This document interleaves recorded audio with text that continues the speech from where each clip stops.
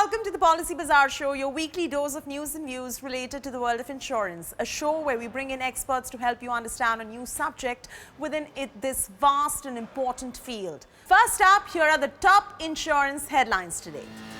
Life insurers report 14% year-on-year growth in individual annualized premium equivalent APE in October 2020. Gradual revival in unit-linked insurance plans or ULIPs, increase in sales through agency channels and strong traction in non-par savings segments are the likely drivers.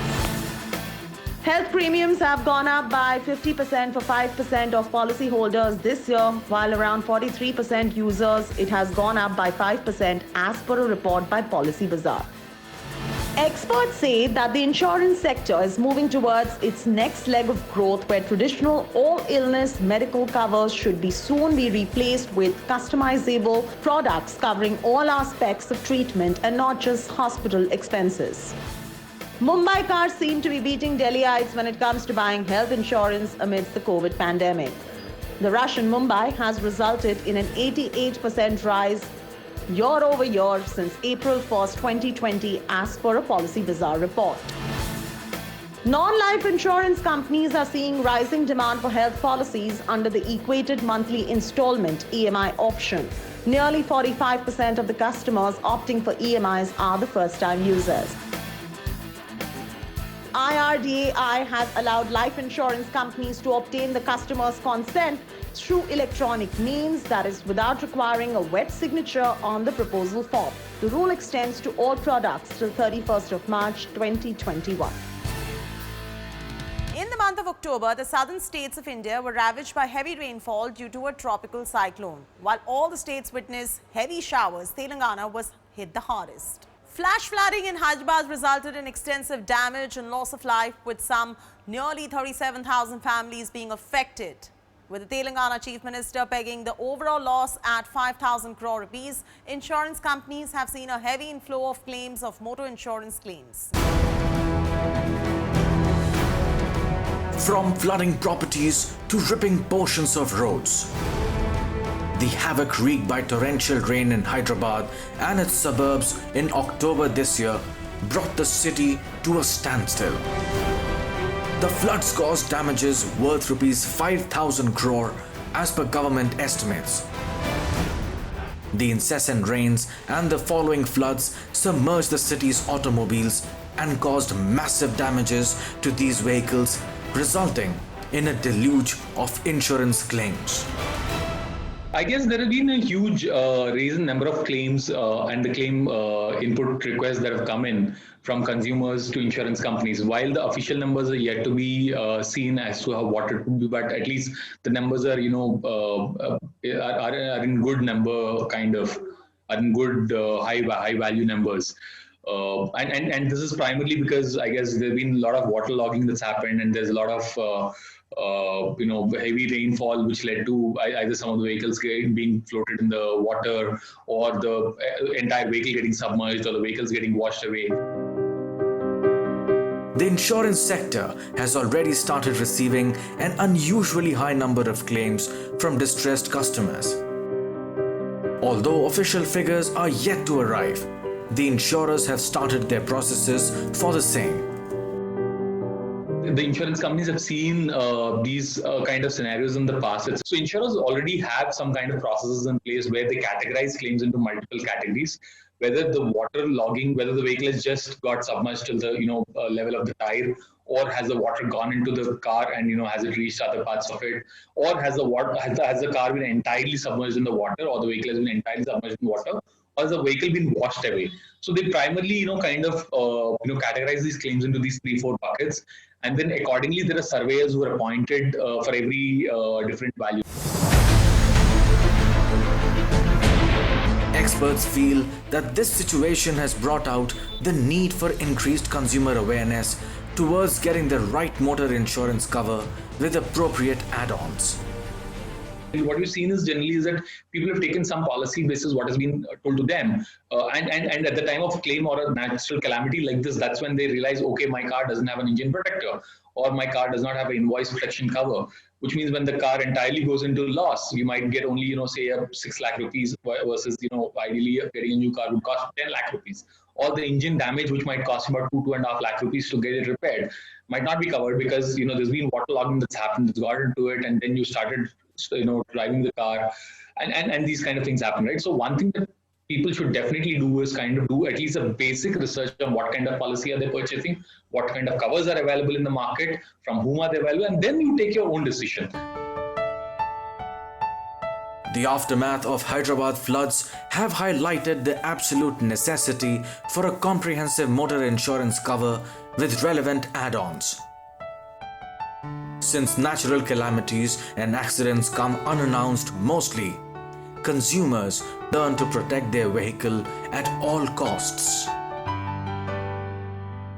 Today's topic is motor insurance, protecting your vehicle against all odds. Joining me to throw light on this matter in this discussion is Sajja Praveen Chaudhary, the business head, motor insurance of Policybazaar.com. Sajja is a marketing professional with about 11 plus years of experience across business management, blended with product and technology management, business development, project management in the e-commerce products and services space, managing corporate relationships and marketing a wide range of financial products and services. His interests are to utilize this understanding, experience in developing and marketing of the products and services and brands. Sajja is joining us for the second time. Welcome to the show, Sajja. What a pleasure having you again with us. Thanks, Shaiti. Thanks. So let's begin, Sajja. The recent torrential rains in several parts of Telangana and Karnataka have caused significant damage to several vehicles after they were either submerged or washed away. Does the motor insurance policy offer adequate coverage for any loss or damage to the vehicle due to natural calamities like floods? Yes, Chaiti, there have been a lot of damages of vehicles that have been seen during these flash floods in Hyderabad and a few other areas. A comprehensive motor insurance policy covers such conditions as part of the policy.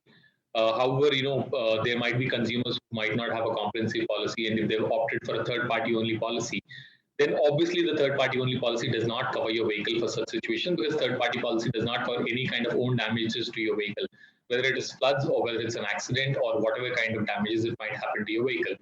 However, in a comprehensive policy, you have a third-party component also and a own damage component also, and hence you would be covered. The only difference being slightly the amount of coverage and the kind of coverage might differ from the type of add-ons that you have within this policy, comprehensive policy. But otherwise, your vehicle is broadly covered under a comprehensive policy. All right. Sajja, to file a claim for damages due to floods, what kind of policy does the customer need? An OD cover, a third-party cover, or a comprehensive policy that covers both? Yeah, so basically, Chaiti, there are 2-3 kinds of policies if we need to slightly take a step back and understand. One is a third-party only policy. A third-party only policy is at least required for you to drive a vehicle legally on the roads, on Indian roads. What third-party policy does is basically does not cover anything for your vehicle.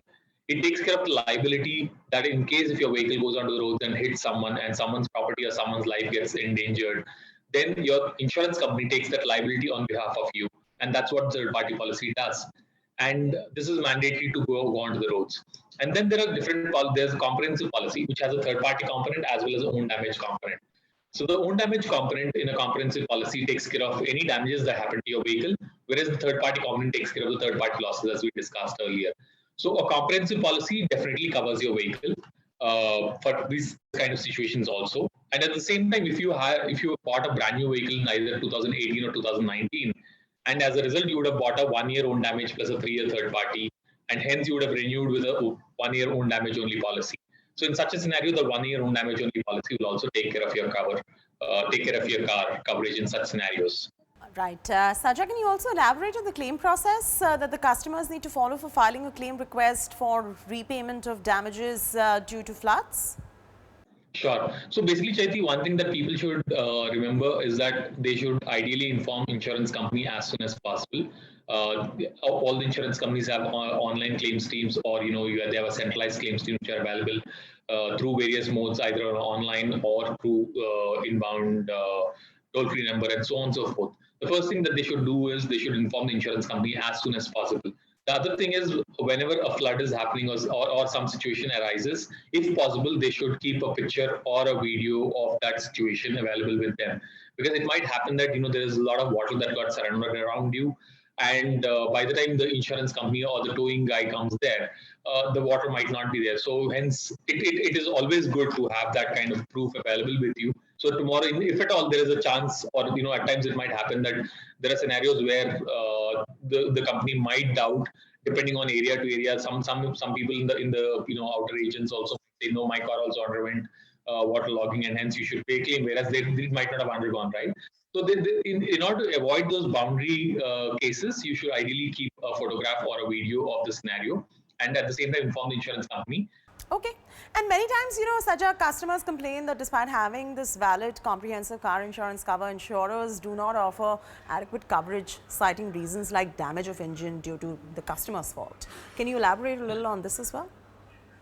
So, Chaiti, what happens is in a comprehensive policy, as I said, comprehensive policy has two components. One is third party, and then there's own damage, right? The own damage component also has something called as add-ons or riders, which you can take over and above your regular comprehensive policy coverage. What happens in a comprehensive policy is your car is covered in case of an accidental damage or a theft or a fire, and the only thing that doesn't get covered in a comprehensive policy, or things that don't get covered in the regular comprehensive policy, are depreciation. If your vehicle is, say a 1-year-old or a 3-year-old or 5-year-old, if there are some parts that are to be changed, then there is a depreciation that is applied on those parts, and that is something which is borne by you in case of a regular comprehensive policy.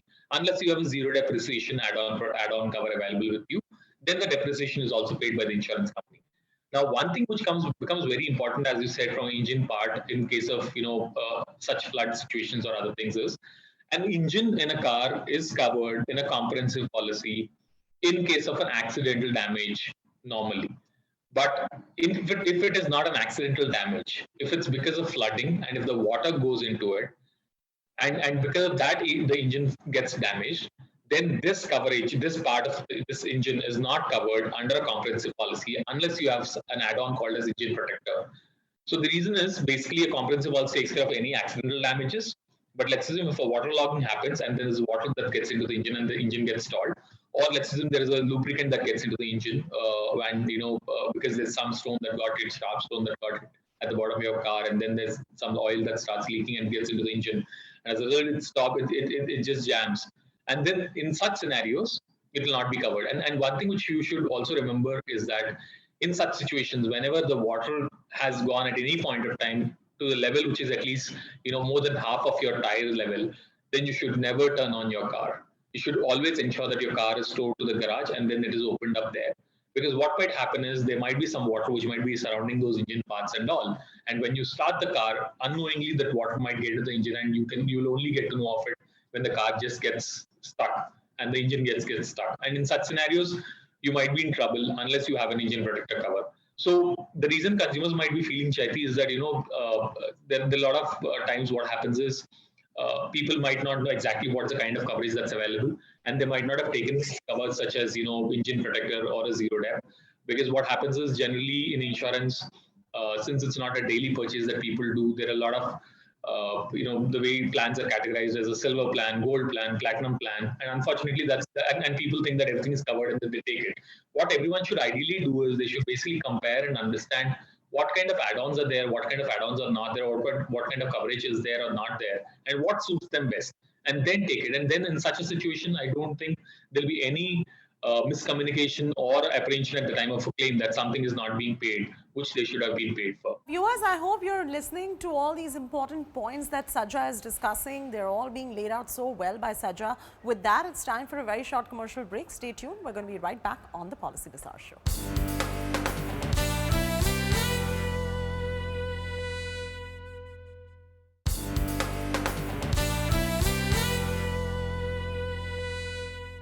Welcome back to the Policybazaar show. We're discussing motor insurance, protecting your vehicle against all odds, here with Sajja Praveen Chaudhary. Continuing with our discussion, Sajja, during heavy rainfall, many accidents are even caused due to the fault of the third party. During such incidents, can a customer file third party insurance? Also, can you explain the claim process with respect to the third party damages as well?